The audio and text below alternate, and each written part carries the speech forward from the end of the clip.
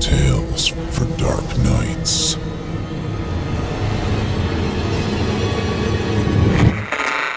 Want to make sure you never miss a Chilling Tales for Dark Nights video again? Be sure to subscribe and hit that bell to turn on notifications. The following program is a production of Chilling Entertainment and the creative team at Chilling Tales for Dark Nights, and a proud member of the Simply Scary Podcast Network. Visit simplyscarypodcast.com to learn more about this and our other weekly storytelling programs, and become a patron today to show your support and get instant access to our extensive archive of downloadable ad-free tales of terror. Thank you for listening and enjoy the show. The darkness has found you.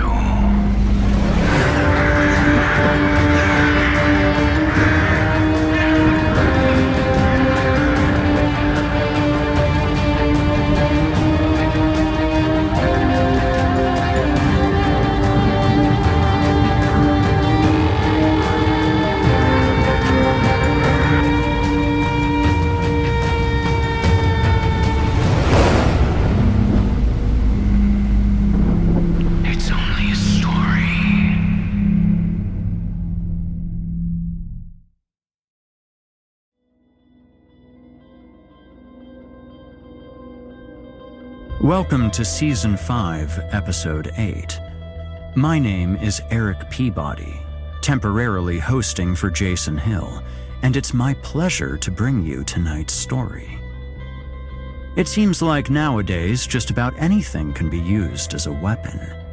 Children's toys, blankets, scarves, cast iron skillets, tattoo needles. Nothing is sacred anymore. It's in that vein that I bring you back to one of America's favorite pastimes. That's right, we're going back to something that's as American as blood-spattered apple pie. Baseball. Not the actual sport, more so the tools involved. So buy up some peanuts and Cracker Jacks, and hope to God you have the luck to get back. You're listening to the standard edition of this program. If you'd like to show your support and enjoy ad-free versions of this and all our other episodes, as well as hundreds of tales from our audio archives dating back to 2012, visit simplyscarypodcast.com and click Patrons in the upper menu to sign up today to get instant access from our friends at Chilling Tales for Dark Nights. Thank you for your support. Now, allow me to escort you to a place where the sun dies and nightmares come to life. Welcome, listener, to the Horror Hill. You haven't found the darkness. The darkness has found you. And now, without further ado, from author J. Corvus, I give you Punishment of the Brutal Variety. 17-year-old Marco Romano lifted the metal baseball bat over his head. It felt heavier than it should have, but he tried his best to hold his arms steady and tightened his grip. He was about to bring it down on a whimpering and writhing girl named Valentina Ricci.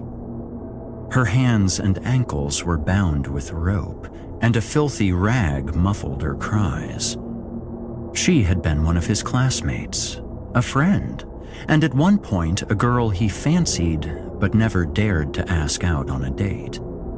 A moment ago, she had been anonymous thanks to the burlap sack that was secured over her head. Once it came off, though, he recognized her immediately, and he wished the sack continued to hide her face from him. Despite her swollen, tear and makeup-smeared face, he still thought she was beautiful. Even with the gag in her mouth, he could still understand her when she looked up at him with her beautiful eyes and tried to mouth the words, "Marco, why?"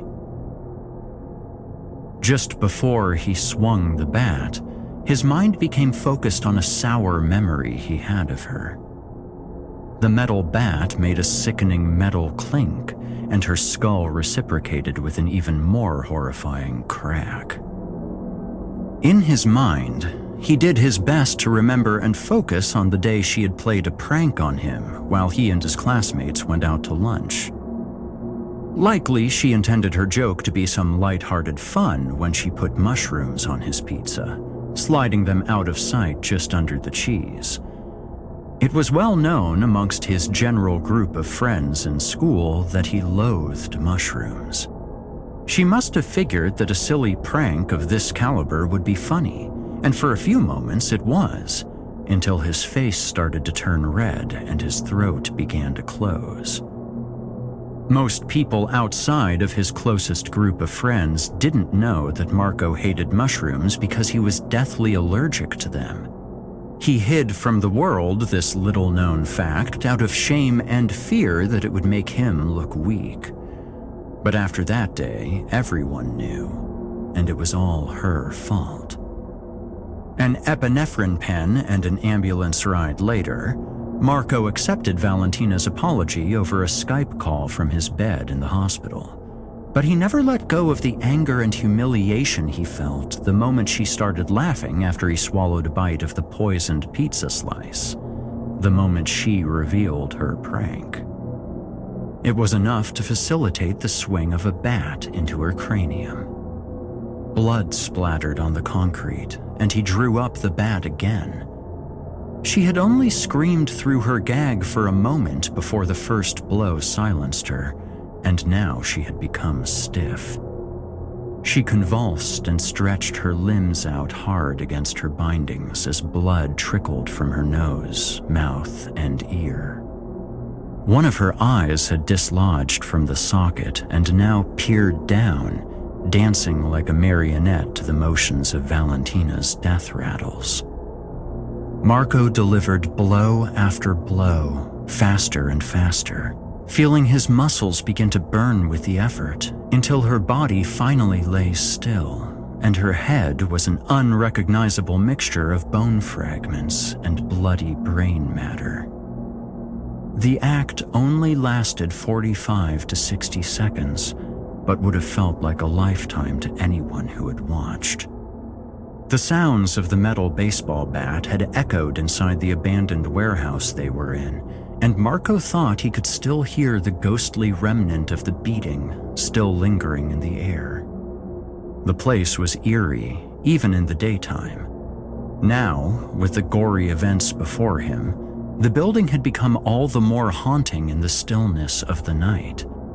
This was all forbidden territory, property that was covered by the shroud of the Italian mob and haunted by the ghosts of their former victims. Splattered brain chunks and blood were now decorating Marco's face and were mixing with the fresh droplets of sweat now trickling down his brow. He was out of breath and gripped the bat so hard that his hands first began to hurt, but now started to tingle and go numb. The rush of blood and adrenaline left him lightheaded, and now he could taste bile in his mouth, but he refused to vomit in front of his audience. A 46-year-old man in an ill-fitting cheap suit stood in front of a white SUV. The engine was still running, and the high beams were on, casting long, ominous shadows on the grim deed. 4 brutes flanked him in well-tailored black suits, his muscle that followed him everywhere he went. The little man in the big suit was Pietro De Luca, and he was an up-and-coming new lieutenant in a sub-branch of the Gambino crime family in New York. Marco first met him when his older brother, Matteo, first introduced him to the dark underworld of drugs, weapons, and good illicit sales. Marco looked up to his older brother. He wanted to be just like him, even if it meant becoming involved with the mob. The mob paid their bills, after all. The mob was what made sure their mother got into a better hospital to treat her cancer. The mob was the reason they could move out of the slums. The mob was there when Marco's father wasn't. The mob seemed like the only option available for him. What the fuck was that? Came the displeased voice of Mr. DeLuca. This shit ain't no execution, Marco. Do 'em right, or else I'm shoving that bat so far up your ass you'll bring new meaning to pitching and catching. Coy Leone. Marco had deliberately gone for the girl's head in an attempt to get the punishment over with quickly, but the fear of retribution from his boss gave him new motivation to start taking his time with the next two hooded figures. I'm sorry, Mr. DeLuca. I'll get it right this time, sir. DeLuca didn't reply, and instead motioned to one of his grunts to fetch the next person out from the back of the SUV. He reached into the inside pocket of his cheap suit, and for a moment, Marco thought he was reaching for his signature silver Smith & Wesson revolver, but was relieved to see that DeLuca was just pulling out his silver case of cigars. He cut the tip off, and immediately one of his bodyguards lit the cigar with a butane lighter. When the first puff of smoke left DeLuca's lips, the second punishment victim had been flung down at Marco's feet. The hooded figure's hands were bound behind his back, and his ankles were tied together like Valentina's. The grunt didn't have to remove the old man's burlap sack for Marco to know already who this next victim was. Mr. Li Yang's signature suspenders and slacks were a dead giveaway. He was probably well into his mid to late 70s now, and was well known by Marco's community as the friendly Chinaman that ran the corner store on his street. For as long as Marco could remember, he had been going into Mr. Yang's store for everything from groceries to comic books. His shop was the meetup spot after school, where friends could hang out and get a soda pop and maybe a slice of pizza. Mr. Yang's shop was especially popular for offering up free Wi-Fi for his regular customers, especially the neighborhood kids. When it was someone's birthday, Mr. Yang always made sure to give out free cans of lemonade and candy bars to the kids. In short, the older man was like a grandfather to anyone that got to know him. That cheerful Chinese man now lay at Marco's feet, bound, gagged, and bruised up. He had put up a fight, as evidenced by the large cut below his eye, not to mention the bruises around his face and arms. Whatever fight he may have had left in him quickly drained when his eyes met Marco's. A look of defeat manifested in his eyes. He recognized Marco, but said nothing as he lay there. Marco tried not to waste any time. He knew hesitation would be a sign of weakness, so the bat came down fast. The warehouse was again filled with the sounds of cracking bones, the muffled cries of pain orchestrated by the metallic sounds of the baseball bat. Marco brought down the bat over and over again, making sure to drag on the torture and beating for several minutes. As Yang took the brutal beating, he held the look of defeat, betrayal, and sadness in his eyes. Marco ignored the look as he continued to swing his weapon, grunting at every exertion of force. Marco's mind wanted to retreat and go numb, but he forced himself to remember the time Mr. Yang had scolded him for having smeared dog crap all over his shop floors. It hadn't been his fault. He didn't know he stepped in shit. But Yang forced him to mop up his floors in front of his friends. He was humiliated by the short old geezer and the authority he had over him. Under the threat of calling Marco's mother, Yang had made him kick off his filthy shoes outside and purchase a pair of yellow flower flip-flops to wear as he worked to clean up the mess. Anger guided the bat down hard on Yang's hip bone. A loud pop declared it had dislocated, and the next blow produced an even louder crack, signaling a broken bone. He swung down hard on the old man's shoulders, his arms, his hands and lower back. He watched as his blows did real damage to the frail old man's body. He dared a glance over at DeLuca and regretted it. The sick bastard was grinning ear to ear with satisfaction. Just as Marco felt like his arms were about to fall off and he was going to keel over with exhaustion, DeLuca spoke up. All right, that's good enough, kid. Put the Chinaman out of his misery. We don't have all night in this spooky shithole. I want to see you spill his brains as you did with your girlfriend over there. Somehow, Mr. Yang was still alive and still conscious enough to understand what was about to happen. Even with his numerous injuries, including his broken ribs and a shattered pelvis, he somehow managed to roll over onto his back to look up at Marco. Marco focused on the memory of the stupid yellow flower flip-flops and the nasty mop he was forced to use to clean up dog crap, while his friends laughed at him from outside the shop. He felt his face flush red when he remembered how everyone at school made him the butt of their jokes for a month straight, calling him flip-flop and Yang's bitch, amongst other less creative names. Moments later, he was shaking off a piece of Mr. Yang's scalp from the end of the bat and once again fighting to hold in the contents of his stomach. He refused to look weak in front of DeLuca and his goons. He even resisted the urge to wipe off the blood and chunks he could now feel on his face and in his hair. DeLuca removed the cigar from his mouth and blew out another puff of smoke before speaking with a satisfied grin on his face. You look like you enjoyed that one. Is there a psychopath hiding under all that teenage angst? Don't answer that. I don't care. One more, and you're in the clear. What, you tired? He laughed. Marco struggled to catch his breath and looked down at his feet, but quickly forced himself to make eye contact with DeLuca before answering. No, Mr. DeLuca. I think I'm good. His voice was a little shaky, but he hoped his actions spoke louder than the tone in his words. DeLuca just chuckled under his breath and reinserted the cigar in between his teeth. He gestured again to one of his goons, and like a whipped dog, he went to fetch the last punishment victim.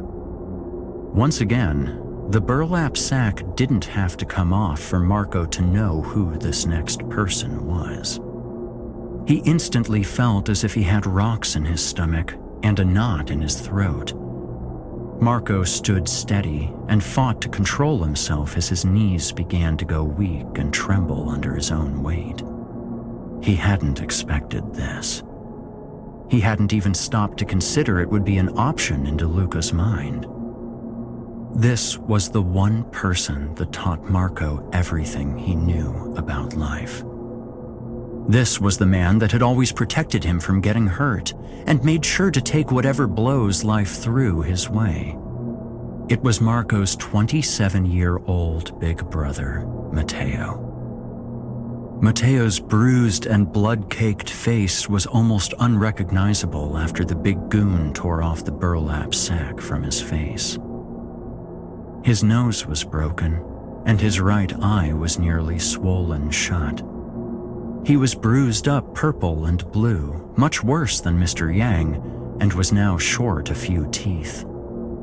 Matteo had always been a scrapper, a real fighter that didn't back down no matter the odds. DeLuca's grunts had worked him over pretty good already.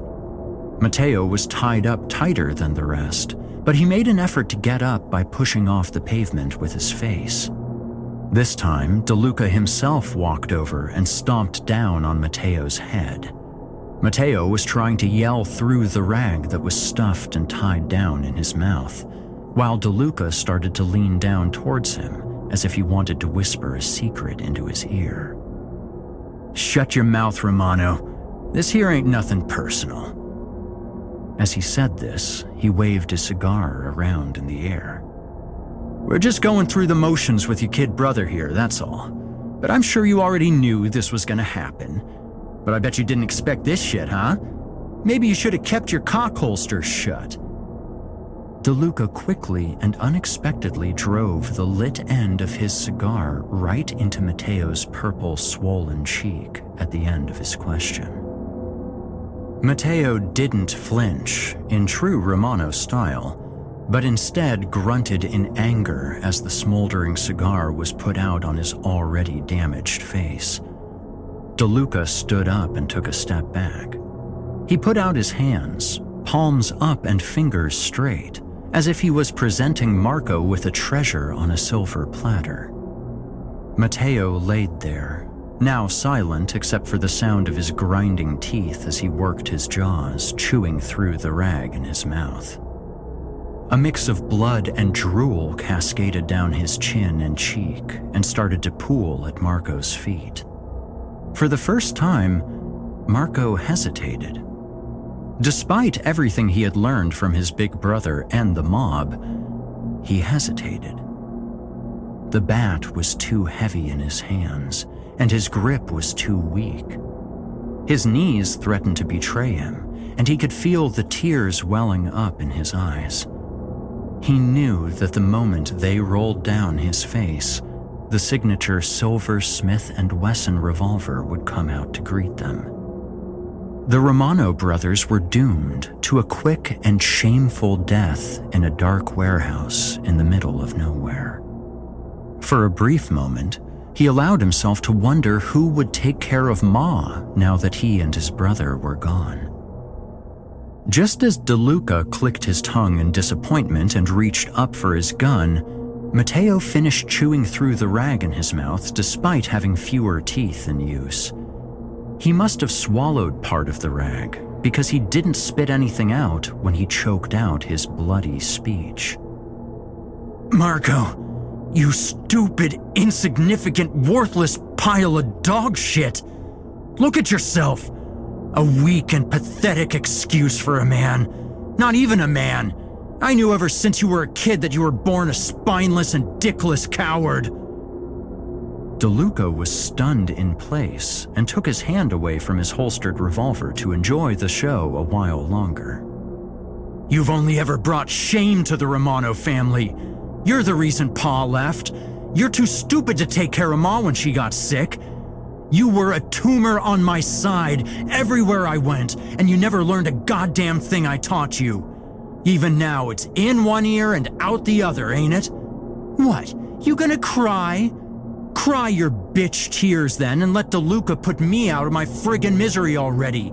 You can't even—" Marco silenced his older brother with a swift kick from his boot, further shattering what was left of his nose. At the moment when he delivered the blow, he reflected on everything his big brother had taught him. In his mind, he could hear his brother's voice speaking to him as they sat in his car on the night Marco decided to join DeLuca's crew. "Look, bro, it ain't too late to back down from this. DeLuca is a tyrant and a strict and sadistic bastard that accepts no excuses and looks for any sign of weakness. If you're gonna join our crew, you need to remember never to flinch, never hesitate, never show fear, and never question him. If you mess up, then take your licks like a grown-up. He won't kill you right off unless you violate his trust or disrespect the family, but he will punish you. Look, one of these days, he's gonna give you an impossible task, a delivery or a deal that he's gonna rig to go bad. He's testing you. It will happen. That's going to be your final initiation to the crew and test your loyalty to him and the family. Don't run, don't make excuses. Go back to him and tell the truth. Tell him it was your fault. Take your punishment like a grown-up." "What's he gonna do to me?" "I ain't gonna lie to you, bro. He's gonna make you kill 3 people. Sometimes they're random hobos he finds on the streets, but other times, well, they're people you know. Look, Marco, there ain't no question that this will happen, but you can make it easier on yourself. If the people he chooses are people you know, I want you to think of the times those people pissed you off. Focus on the bad things, and hopefully that becomes enough to let you do the thing you gotta do." Marco shifted nervously in his seat before asking a question he really didn't want to. "What happens if I can't do it? What if I just can't?" Matteo looked away and, after a long pause, finally answered. "He'll make you give his Smith & Wesson a blowjob and then feed what's left of you to the fishes." Marco did his best to forget how kind his brother had been to him and instead focus on the hateful and cruel things he had just heard. He knew he would have failed had his brother not spoken out at that moment.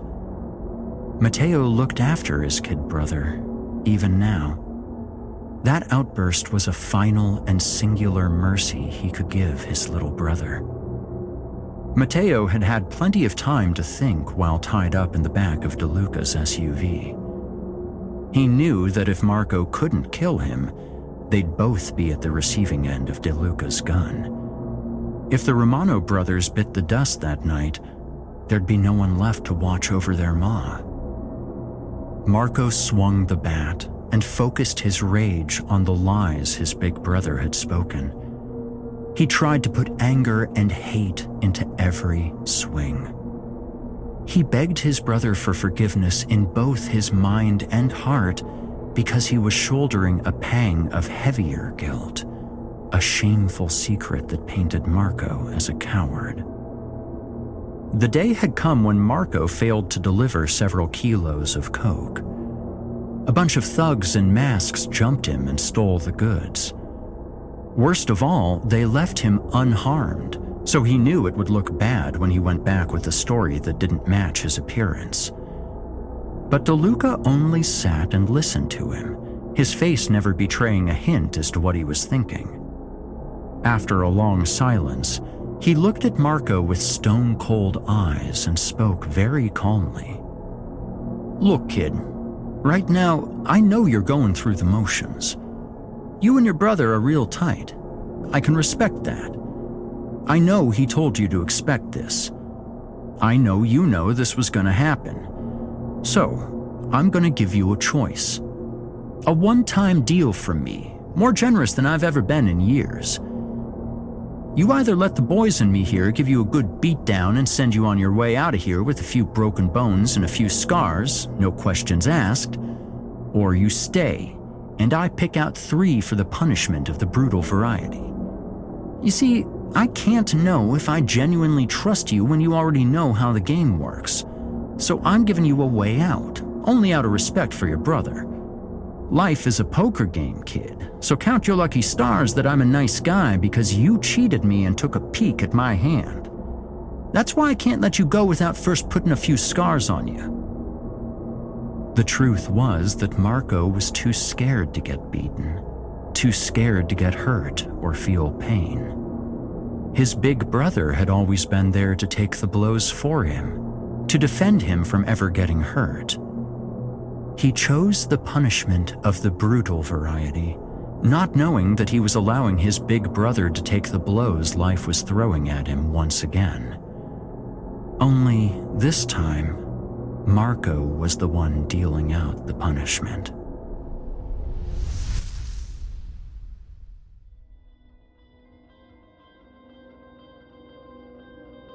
You've been listening to Punishment of the Brutal Variety by J. Corvus.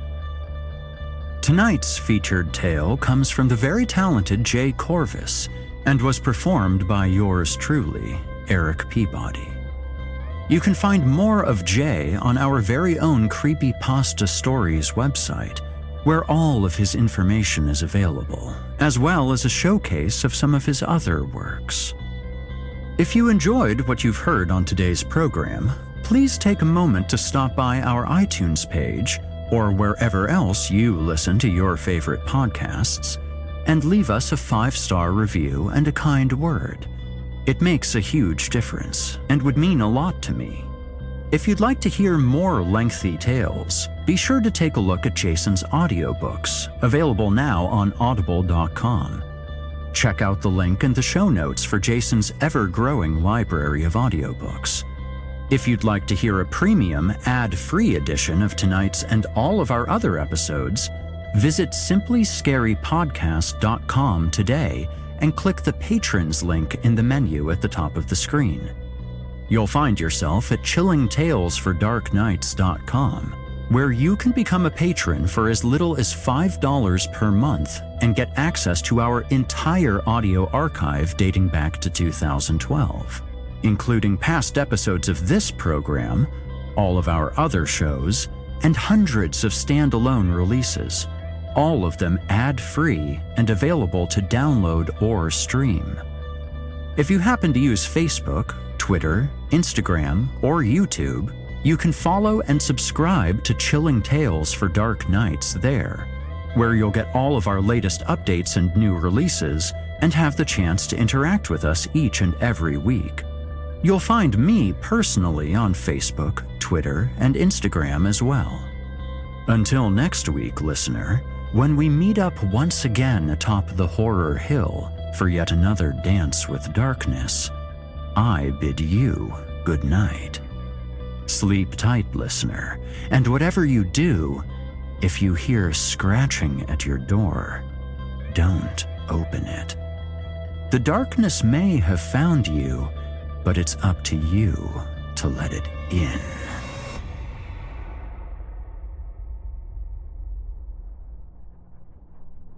Thanks for listening. You've been listening to the Horror Hill Podcast, a production of Chilling Entertainment and the creative team at Chilling Tales for Dark Nights, and a proud member of the Simply Scary Podcast Network. Visit simplyscarypodcast.com today to learn more about our network and our other amazing storytelling programs. Tonight's episode was hosted by, and its featured tale performed by, yours truly, Erik Peabody. Selected stories have been adapted with the kind permission of their respected authors. Original music provided by Felipe Ojeda. Finalization by Craig Groshek and N.M. Brown. Artwork by the amazing Omega Black. Got a terrifying tale of your own that you'd like performed? I take submissions. Email it to us today at submissions@simplyscarypodcast.com to have your work considered for future production. If you enjoyed what you heard on tonight's program and are joining us on your favorite podcast app, subscribe to us to make sure you never miss an episode, and leave us a 5-star review and a kind word. Your feedback means a lot to me. You can also follow Chilling Tales for Dark Nights and yours truly on social media to connect anytime and get the latest updates on this and our other programs. If you're listening on the Chilling Tales for Dark Nights YouTube channel, do us a favor and hit the subscribe button and the bell notification icon as well to get more spooky tales from me and the crew and another episode of this program each and every week. And don't forget to hit the thumbs up button to let us know how we're doing and leave a kind comment. And don't forget to visit us at chillingtalesfordarknights.com and consider supporting the team by becoming a patron. In addition to helping us out, you'll get exclusive access to our audio archives and ad-free downloads of all your favorite stories, including those you've heard on this program. As for me, you can hear more of my work on the Chilling Tales for Dark Nights podcast. However, I will be back next week with more terrifying tales to keep you up all night. If darkness is what you're after, listener, your search is over. Yet, let it be known, you haven't found the darkness. The darkness has found you.